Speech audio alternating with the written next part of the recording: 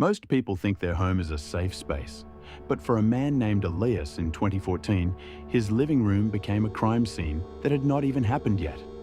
Think about the last time you felt like someone was watching you when you were completely alone in your house. Tonight, we are looking at 3 stories that defy every logical explanation and will make you want to check your locks twice before sleeping. These are not just urban legends because they involve real people, specific dates, and locations that you can actually find on a map. We are starting with a story from Chicago that involves a hidden room and a camera that should have never been used. In the spring of 2014, a 26-year-old man named Elias Thorne moved into a cheap studio apartment on North Maple Street. The rent was only $600 a month, which is almost impossible to find in a big city like Chicago. Elias was a student and did not have much money, so he ignored the strange smell of old cabbage and wet carpet in the hallway. One night, while he was pushing his bed against the wall, he felt the drywall give way and heard a hollow thud.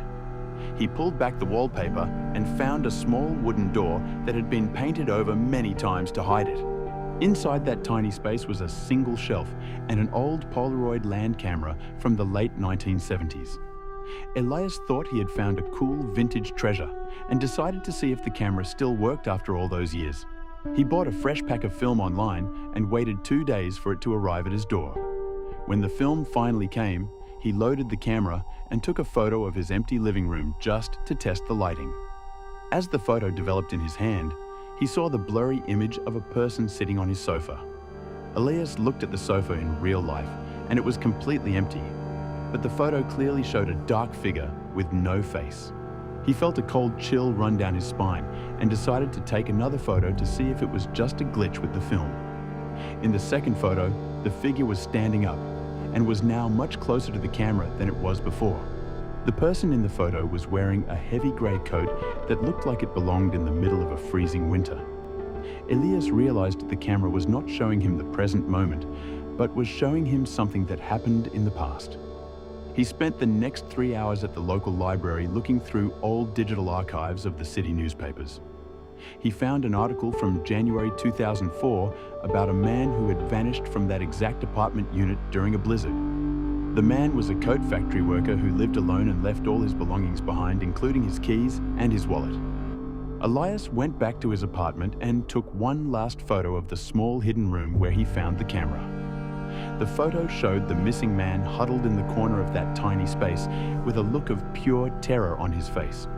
The most frightening part was that the man in the photo was looking directly at the spot where Elias was currently standing.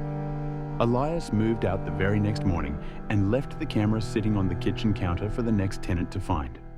Our second story takes us to the deep woods of the Great Smoky Mountains in October of 2019. A hiker named Sarah Jenkins was trekking near Clingman's Dome, which is the highest point in the entire national park. Sarah was an experienced hiker who had climbed over 50 different peaks across the United States. It was a Tuesday afternoon around 4 o'clock, and the sun was starting to dip behind the thick pine trees. She took a wrong turn off the main trail and ended up in a valley that felt much colder than the rest of the mountain. The birds stopped singing and the wind died down until the entire forest was completely silent. In the middle of a small clearing, Sarah saw a set of white marble stairs that led up to absolutely nothing. The stairs were perfectly clean and looked like they had been scrubbed with soap just minutes before she arrived. There was no house around them and no ruins of any old building or foundation nearby. Sarah remembered reading stories online about strange stairs in the woods and how you should never, ever climb them. She felt a strange urge to walk up the steps because they looked so beautiful and out of place in the wild. As she took her first step toward the stairs, she heard a voice whisper her name from behind a large oak tree.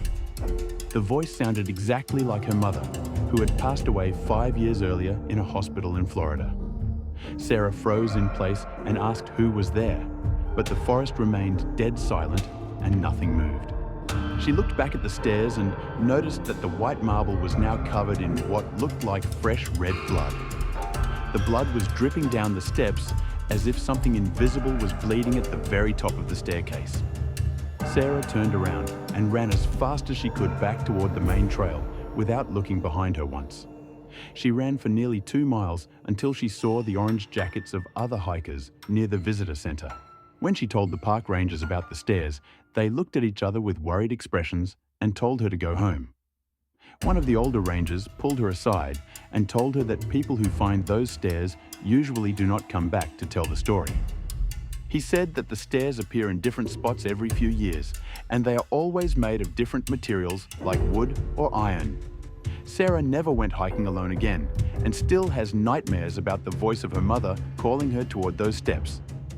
Our final story involves a digital mystery that happened to a college student named David in Denver, Colorado.